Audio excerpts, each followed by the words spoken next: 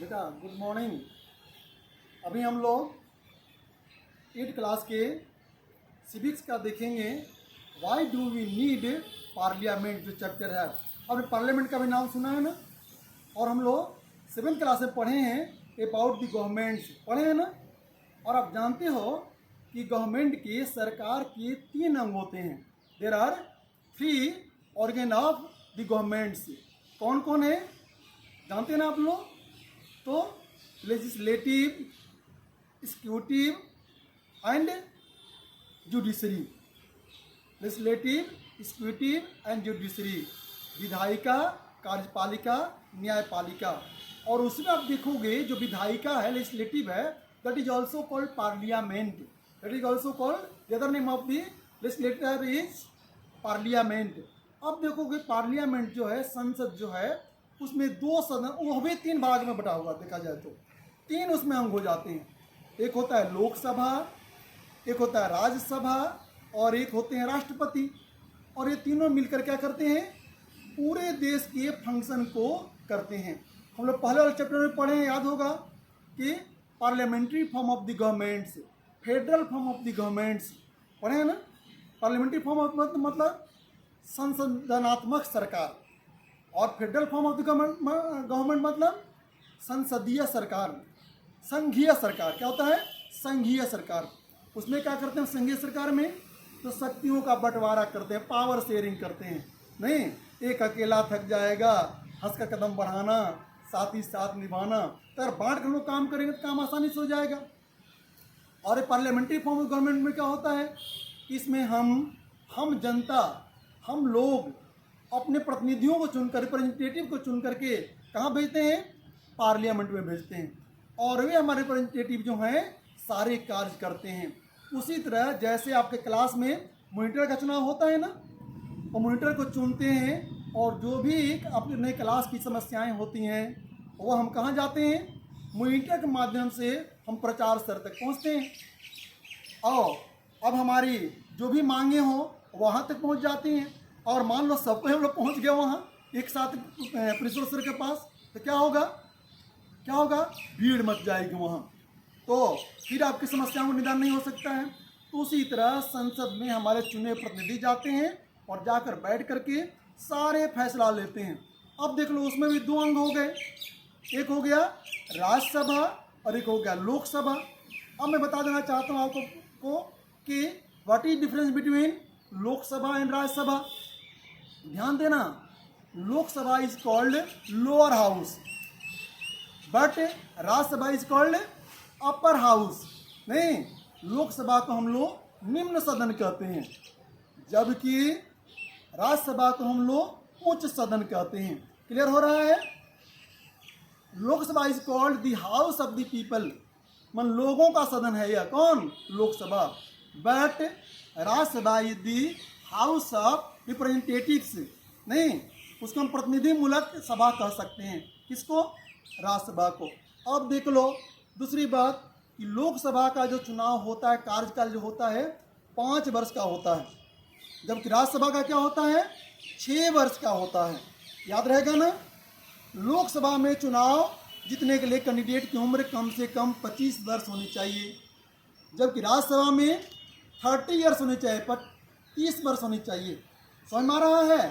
अब देख लो, Lok Sabha can be डिजल्व्ड, Lok Sabha को हम भंग कर सकते हैं, लेकिन राज्यसभा को भंग नहीं कर सकते हैं। ठीक है ना? लेकिन एक बात और याद रखोगे, Lok Sabha is more powerful than Rajya Sabha. नहीं, लोकसभा जो है राज्यसभा से ज़्यादा शक्तिशाली है। हर एक मामले में सारे चीज़ जो है लोकसभा में की जाते हैं। और देखोगे अब क्या होता है भाई लोकसभा में, तो लोकसभा में अभी बताया ना कि डिजिटल भी किया जा सकता है, भंग किया जा सकता है, लेकिन राज्यसभा को नहीं। इसीलिए लोकसभा को हम लोग क्या कहते हैं? टेम्पोररी हाउस कहते हैं। Lok Sabha is called temporary house, अस्थायी सदन कहते हैं, और राज्यसभा को अस्थायी सदन कहते हैं, परमानेंट हाउस कहते हैं। बेटा समझ में आया कि नहीं आया? नहीं आया तो फिर हम आगे देखेंगे। फिर एक बार आप देख लीजिएगा ये करके भाई क्या क्या हम लोगों ने पढ़ा, क्या नहीं पढ़ा, हो जाएगा ना। अब देख लो यही अंतर है लोकसभा और राज्यसभा में। और ये तीनों दोनों मिल करके क्या करते हैं, सारे जो फंक्शन होते हैं किसके किसके पार्लियामेंट के, वो सारे फंक्शन को चलाते हैं। अब एक शब्द आ गया, why do you need parliament, parliament की क्यों आवश्यकता है, या उसी को समझो क्या महत्व है। जैसे हम कहते हैं ना कि पापा मम्मी आपको क्यों प्यारे हैं भाई, क्यों पापा मम्मी को ज़्यादा चाहते हो, नहीं तो कारण क्या है कि सारी चीज़ें सारी आवश्यकताओं की पूर्ति कौन करते हैं, पापा और मम्मी करते हैं। उसी तरह अपने देश के एक लोकतांत्रिक देश के विकास के लिए संसद का होना बहुत आवश्यक होता है, और उसके बहुत से कार्य हैं। जैसे मान लो 10th क्लास में पढ़ना है तो थोड़ा हाइयर हो जाएगा, और उसमें क्या लिखेंगे, जैसे लेजिस्लेटिव वर्क।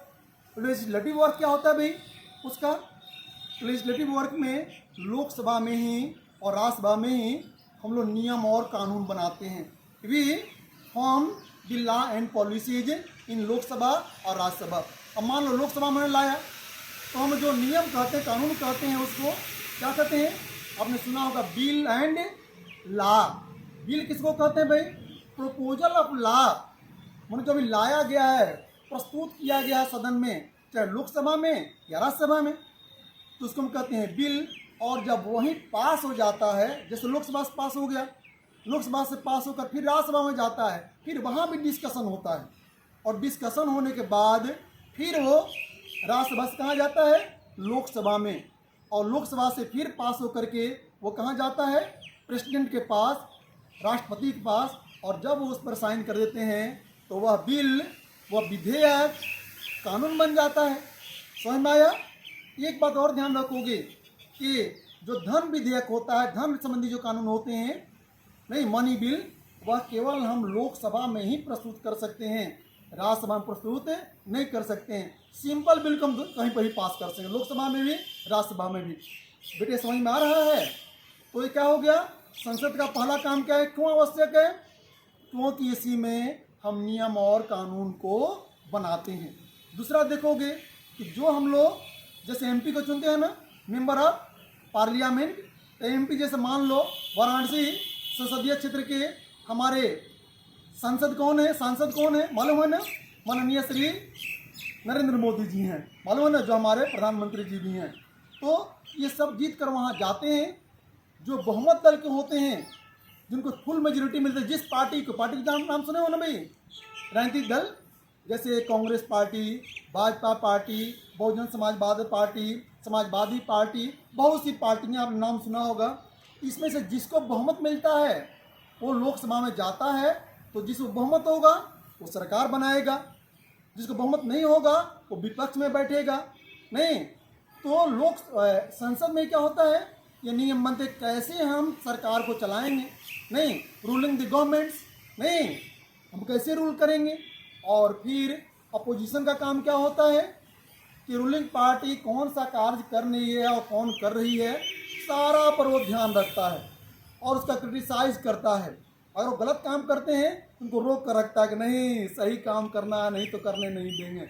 नहीं, अभी जानते हो ना रूलिंग पार्टी में कौन है, रूलिंग पार्टी में एनडीए है, एनडीए गठबंधन का नाम हो गया, मैं बताऊंगा आपको क्या होता है। नहीं, नेशनल क्या हो गया, नेशनल डेमोक्रेटिक अलायंस हो गया। नहीं, एक हो गया कौन, यूपीए हो गया, जिसके आप नेता कह सकते हो किनको, सोनिया गांधी को या राहुल गांधी को। नहीं तो उनका काम क्या है कि रूलिंग पार्टी जो कर रहा है खराब काम, उसको क्या करना, सही दिशा में ले जाना। समझ में आ रहा भाई। तो नियम और कानून बनते हैं वहाँ पर। दूसरा क्या होता है कि किसी अपने क्षेत्र विशेष में मान लो कहीं किसी ने आक्रमण कर दिया दूसरा देश ने, या कोई आपातकाल लागू हो गया, यहाँ कहीं मान लो भूकंप आ गया या सिविल वार शुरू हो गया, उस परिस्थिति में पार्लियामेंट में क्या होता है, कुछ पारित होता है वो, और वहाँ पर राष्ट्रपति शासन लागू हो जाता है, इमरजेंसी पावर लागू हो जाता है। बेटे समझ में आ रहा है। एक और काम बता रहे हैं आपको, आप जानते हैं राष्ट्रपति हमारे सबसे बड़े नागरिक हैं, प्रथम नागरिक हैं, लेकिन अगर वो भी अगर कोई गलत काम करते हैं तो संविधान में दिया गया है उन पर भी इम्पीचमेंट चलाया जा सकता है, महाभियोग चलाया जा सकता है। और महाभियोग चलाने के लिए संसद के दोनों सदनों से क्या होना पड़ेगा, 2/3 बहुमत से पास होना पड़ेगा कि भाई ये गलत हैं या भ्रष्टाचार किए हैं। ऐसे अपने देश में ऐसी बातें नहीं आई हैं और महाभियोग किस पर चलाया जा सकता है। वहीं जैसे हमारे राष्ट्रपति जी हैं या मुख्य न्यायाधीश हैं या हाई कोर्ट के मुख्य न्यायाधीश हैं, ऐसे लोगों पर ये सारे फैसले कहाँ पर होते हैं, पार्लियामेंट में पूरा डिस्कशन होता है और डिस्कशन होने के बाद तब ये किया जाता है। दूसरी बात, तो अपोजिशन पार्टी जब चाहे माने अगर देख रही है कि सरकार सही ढंग से नहीं चल रही है तो नॉन कंटिजेंट मोशन ला सकती है, अविश्वास प्रस्ताव, ये सरकार सही नहीं है, ये गरीबों का दोहन कर रही है, इस सरकार को हटाओ, उस पर फिर वोटिंग होता है। अगर सरकार के पक्ष में ज़्यादा वोटिंग हुआ तो सरकार बच जाएगी। मैंने विश्वास प्रस्ताव जो है पारित हो गया, अब विश्वास प्रस्ताव पारित नहीं हुआ तो इस तरह आप देखोगे ये सारे कार्य कहाँ होते हैं, पार्लियामेंट में कराए जाते हैं। और देश के विकास के लिए जितने भी कार्य होते हैं वो कहाँ पर होते हैं, पार्लियामेंट में होते हैं। अब देखोगे बजट सत्र आता है फरवरी के महीने में, कहाँ पर कितना खर्च करना है, कितना कैसे करना है, शिक्षा पर कितना करना है, कृषि पर कितना करना है, उद्योग पर कितना करना है, डिफेंस पर कितना करना है, ये सारे चीज़ का बजट बनाया जाता है और उसमें पारित किया जाता है। उसी तरह आप देखोगे कि सेशन चलता है, जैसे आप देखो रेनी सेशन अभी चल रहा था, उसका विंटर सेशन आता है, उसमें सारे जितने हमारे एमपी हैं बैठकर देश की समस्याओं के बारे में, देश के विकास के बारे में ये सारा चीज़ सोचते हैं। एक बात और होता है, ध्यान देना, कभी कभी क्या होता है कि नियम बनाना बहुत ज़रूरी हो जाता है। और भाई 1947 में हमारा संविधान बना, तो उसमें हो सकता है कुछ अमेंडमेंट करना हो, तो अमेंडमेंट करने के लिए क्या करना पड़ता है, वहीं लोकसभा और राज्यसभा में कुछ तो सिंपल अमेंडमेंट होता है और कुछ में क्या होता है राज्यों से भी सहमति लेना पड़ता है।